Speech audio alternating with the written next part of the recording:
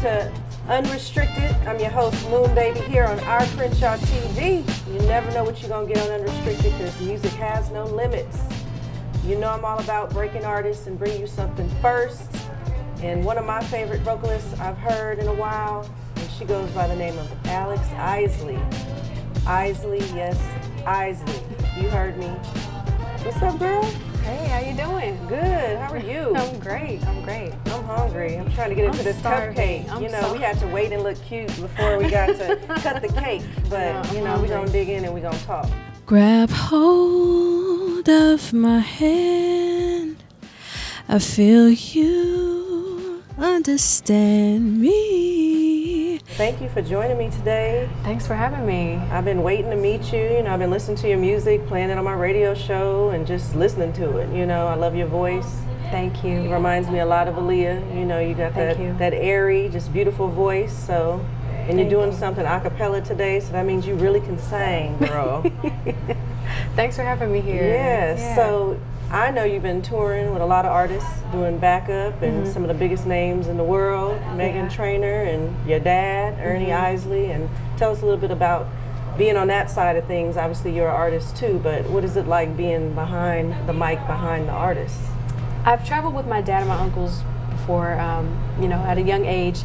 So it was definitely a change of pace for me being behind the scenes on my own and with other artists. My first actual tour was with Selena Gomez. Oh, wow. And we went pretty much everywhere. And that was your first tour with Selena? My first real tour and really being away from home was with her. And that's huge. She's such a sweet spirit, and the whole crew was just such a pleasure to work with. I know you have a daughter, and I do. She's beautiful, and I heard her singing already, and I'm like, her father, a singer, Kenyon Dixon, who I've interviewed as well, and you guys together are amazing. So it's inevitable that she's going to be doing something along those lines. It's just in her DNA. She will be making noise in some kind of way. Right. So one of my favorite songs I've heard by you is Into Orbit, and I put it on repeat. And I don't put too many things on repeat. So tell us a little bit about that song. I was inspired by, I can't remember the song, but I was listening to Marsha Ambrosius, and this was maybe like 2008, 2009. And I was just like, I want to create something like this, like something subtle but moody. Right. And I was just fiddling around with GarageBand, and I knew I wanted to do something in 3/4, and I was just like, okay. So you're talking technical talk now. Everybody knows what you're talking about, 3/4. I just started piecing stuff together little by little, and the melody in the verse came to me first, and it just evolved eventually into Orbit.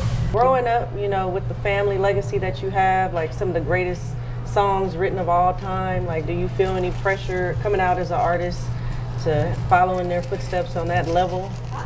Any pressure is from myself. I don't thankfully have any outside pressure, not any that I've picked up, but everything is kind of internal for me, and just wanting to address their legacy and what they're known for, and hopefully carrying that on. And they're all about longevity, and they've really lasted in this industry, thankfully. When we're gone, they're still going to be here. Yeah. They're major. They're still traveling, they're still performing, they're still recording. They just released an album with Santana. Oh, dope. Not too long ago. So I need to check that out. Yeah. It's awesome. So what's your favorite Isley Brothers song? I have to ask. I mean, there's too many, like I can't really pinpoint one myself, but definitely one of their love songs.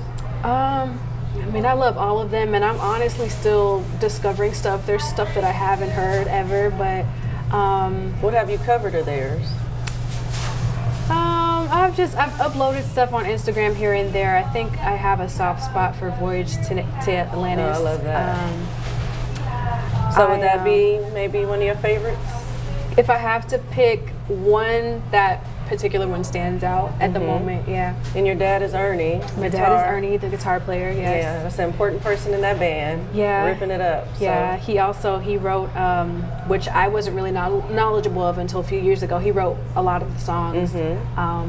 in the 70s and early 80s between him and Chris Jasper. Between the Sheets? And my Uncle Did you Marvin. write that? He wrote Between the Sheets. What? Yeah. Oh, man. Yeah, that's one of my favorites, of course. Yeah. Like at that era of them, yeah.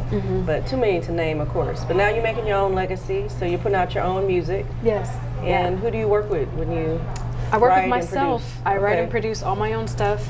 Have you done something with your dad? I haven't, and I've gotten asked that recently, and it, you know, definitely I want to work on something with him. So it's just a matter of, he doesn't live in California, so it's just a matter of getting the software and getting the, you know, exchange right, and making sure he has everything on his end to record. So yeah, it'll happen though. Decide what you want, and then I will make it real indeed. Don't say time to go. No, I know you. You got some to spare. We've been fighting feelings when it's obvious that we both care. So take me to the moon. I wanna be with the stars. Send me into orbit. Oh, send me into orbit. Yeah, your eyes, they tell the truth, baby. I could just get lost in them. So sorry if I stare as we stand face to face again. Oh yes, I'm pretty shy.